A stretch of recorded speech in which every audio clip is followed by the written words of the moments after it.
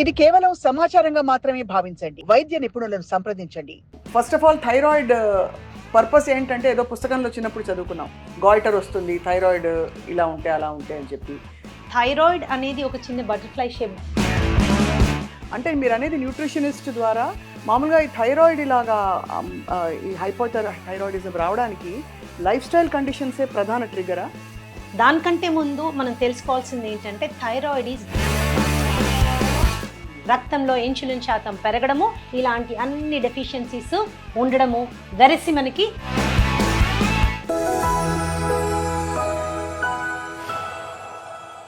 Hello and welcome to Sakshi life.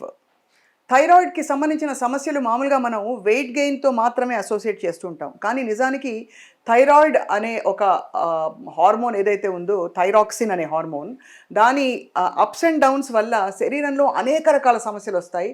డైరెక్ట్గా కొన్ని, ఇండైరెక్ట్గా కొన్ని. ఇవాళ once again I'm back with the one and only nutritional expert and guide.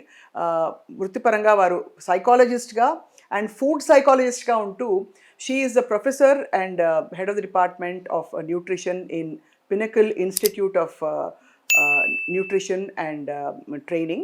ఇక్కడ అనేక విషయాలు ప్రపంచానికి బోధిస్తూ డాక్టర్ శ్రీదేవి గారు ఇవాళ మనకి మరోసారి థైరాయిడ్ రోల్ ఏమిటి శరీరంలో, అలాగే న్యూట్రిషనల్ ఇంబ్యాలెన్సెస్, ఆటో ఇమ్యూన్ కండిషన్స్ని ఎలా కంట్రోల్ చేయాలి కూడా చెప్పబోతున్నారు.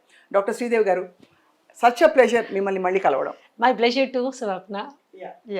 First of all thyroid purpose ఏంటంటే ఏదో పుస్తకంలో చిన్నప్పుడు చదువుకున్నాం. గాయిటర్ వస్తుంది, థైరాయిడ్ ఇలా ఉంటే అలా ఉంటే అని చెప్పి. వెయిట్ గెయిన్ అవుతుందని మాత్రమే వింటాం. థైరాయిడ్ గురించి చెప్పండి మ్యామ్. థైరాయిడ్ అనేది ఒక చిన్న బటర్ఫ్లై షేప్డ్ ఆర్గన్, గొంతు దగ్గర ఇక్కడ ఉంటుందన్నమాట. ఇది చాలా important organ of the body. ఎందుకంటే దీని ఫంక్షన్స్ ఏంటి అంటే ఎనర్జీ స్టోర్ చేసుకోవడము, డిస్ట్రిబ్యూట్ చేయడము, మనం తినే ఆహారం నుంచి వచ్చేటటువంటి శక్తిని స్టోర్ చేయడము, డిస్ట్రిబ్యూట్ చేయడము తో పాటుగా digestion, blood circulation, body temperature, heart beat ఇవన్నీ కంట్రోల్ చేస్తుంది.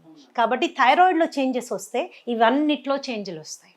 సో థైరాయిడ్లో చేంజ్ అంటే ఏంటి? ప్రధానంగా థైరాయిడ్ హార్మోన్స్ మనం డిస్కస్ చేసుకునేది మరీ మెడికల్గా కాకుండా జనరల్ నాలెడ్జ్గా వెళ్దాము. So T3, T4 and TSH ఇవి మూడు మనకి చాలా ఇంపార్టెంట్. TSH ఏం చేస్తుంది అంటే T4 అనే హార్మోన్ ప్రొడ్యూస్ అవ్వడానికి ప్రధాన కారణం. T4 వచ్చి T3 కింద కన్వర్ట్ అవుతుంది. ఈ రెండు కూడాను ప్రొడక్షన్లో T4 అనేది 80% ప్రొడ్యూస్ అయితే T3 ఓన్లీ 20% ప్రొడ్యూస్ అవుతుంది. తర్వాత శరీర అవయవాల్లో లివర్ కావచ్చు, కండరాలు కావచ్చు, కిడ్నీస్ కావచ్చు, ఇలా రకరకాలైనటువంటి అవయవాల్లో ఈ T4 అనేది T3 కింద కన్వర్షన్ అవుతుంది. సో ఎప్పుడైతే T4, T3 కన్వర్షన్స్ నార్మల్గా ఉంటాయో అండ్ ప్రొడ్యూసింగ్ కూడా అంత నార్మల్గా ఉంటుందో మనకి ఏ డిఫరెన్స్ ఉండదు. TSH కూడా చాలా నార్మల్గా ఉంటుంది. మరి నార్మల్ TSH వాల్యూ ఎంత? అది 2 కంటే తక్కువ ఉన్నంత వరకు నార్మల్ అని రీసెర్చ్ చెప్తుంది. అయితే మన బ్లడ్ టెస్ట్ రిపోర్ట్స్ తీసుకున్నప్పుడు 0.9 నుంచి 5.1 లేకపోతే 5.2 అని ఇస్తారు. ఆ మధ్యలో మనం ఉంటే మనమేమనుకుంటామంటే నార్మల్గా ఉన్నాం అనుకో. కరెక్ట్, అవును. ఎప్పుడు హార్మోన్ రిపోర్ట్ చదవాలి అంటే ఈ వాల్యూ రేంజ్ ఏదైతే ఉంటుందో రేంజ్లో అతి తక్కువగా ఉన్నది లోవర్కి మనం దగ్గరగా ఉండాలి. సో 5 కదా, 4.8 ఉంది కదా, నార్మల్ కాదు. రేంజ్లో ఉన్నానంటే నార్మల్ కాదు. సో ఎప్పుడు విటమిన్స్ అండ్ మినరల్స్ మనం చదివేటప్పుడు రిపోర్ట్ హయ్యర్ వాల్యూకి దగ్గరగా ఉండాలి. అండ్ హార్మోన్స్ చదివేటప్పుడు లోవర్ రేంజ్కి దగ్గరగా ఉండాలి. 2.5 దాటింది అంటే you are showing a tendency for hypothyroidism. Hypothyroidism అనే కండిషన్ వైపు మీరు వెళ్తున్నారు అని బాడీ మీకు చెప్తా ఉంది. అయితే ఇతర లక్షణాలు ఏంటి? నెంబర్ 1, స్లగ్గిష్ బిహేవియర్, అంటే ఉత్సాహంగా ఉండము, ఏదన్నా కొద్దిగా బద్ధకంగా అనిపిస్తూ ఉంటుంది. మూడ్ స్వింగ్స్ చాలా ఎక్కువగా ఉంటాయి. ఎప్పుడూ మనకి కోపము, విసుగు, చిన్న విషయాలకి కూడా చాలా పెద్దగా కోపం వచ్చేసేయడం ఇలా జరుగుతూ ఉంటుంది. పురుషుల్లో కూడా జరుగుతుంది. పురుషుల్లో, స్త్రీల్లో, పిల్లల్లో, అడాలసెంట్స్లో ఎవరిలో అయినా మూడ్ స్వింగ్స్. ఇంకొకటి బరువు పెరగడం స్టార్ట్ అవుతుంది. They start putting on weight. ఇంకొకటి ఏంటి అంటే జుట్టు పిచ్చిగా ఓడిపోతుంది అండ్ స్కిన్ కలర్లో తేడా రావడం స్టార్ట్ అవుతుంది. తెలియకుండా అప్పటి వరకు మంచి కానీ కాంప్లెక్షన్ ఉన్న వాళ్ళు మెల్లిగా ఒక నల్లటి పొర కమ్మేస్తుంది అన్నమాట. ఇంకొంతమందికి ఈవెన్ ప్యాచెస్ ఏర్పడిపోతాయి స్కిన్ మీద, రైట్. బుగ్గల మీద, మెడల మీద ప్యాచెస్ పెరుగుతాయి. అంటే మెలాస్మా ఇవన్నీ. Something like that, not exactly melasma, అలా కనిపిస్తుంటుంది మనకి. right, సో మనం అది స్కిన్ ప్రాబ్లం అనుకొని, డర్మటైటిస్ అనుకొని, ఇంకోటని ఎగ్జిమా అని ఇదని అది స్కిన్ వర్క్ చేస్తుంటాం. బట్ అండర్లైనింగ్ రీజన్ వచ్చి under active thyroid. So TSH తక్కువగా ప్రొడ్యూస్ చేస్తుంది అంటే అది కరెక్ట్. టీఎస్హెచ్ ఎక్కువ ప్రొడ్యూస్ అవుతుంది అంటే మన థైరాయిడ్ స్లో అయిపోయింది. ఆ కండిషన్ని మనం హైపోథైరాయిడిజం అంటాము. హైపోథైరాయిడిజం అన్ఫార్చునేట్గా ఆడవాళ్ళలో చాలా ఎక్కువ. ఒక ఏజ్ బ్రాకెట్ దాటిన తర్వాత ముఖ్యంగా 40 మెన్లో తక్కువ, విమెన్లో చాలా ఎక్కువ. 40 ఏళ్ళు దాటిన వాళ్ళకి తప్పకుండా వెళ్ళి చెక్ చేసుకోవాలి.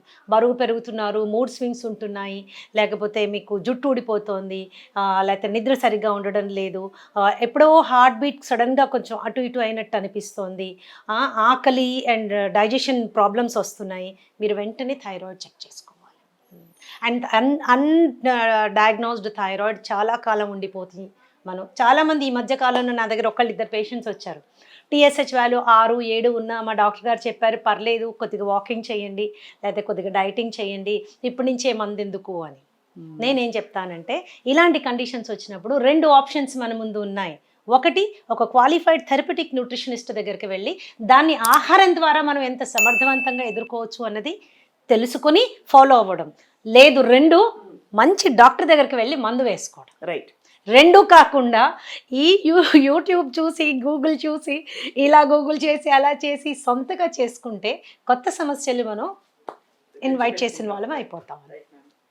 అంటే మీరు అనేది న్యూట్రిషనిస్ట్ ద్వారా మామూలుగా ఈ థైరాయిడ్ ఇలాగా ఈ హైపోథైరాయిడిజం రావడానికి లైఫ్ స్టైల్ కండిషన్సే ప్రధాన ట్రిగరా? డెఫినెట్గా లైఫ్ స్టైల్ కండిషన్స్ ఒకటి. దానికంటే ముందు మనం తెలుసుకోవాల్సింది ఏంటంటే thyroid is basically a vitamin deficiency based disease అనమాట. ఓహో.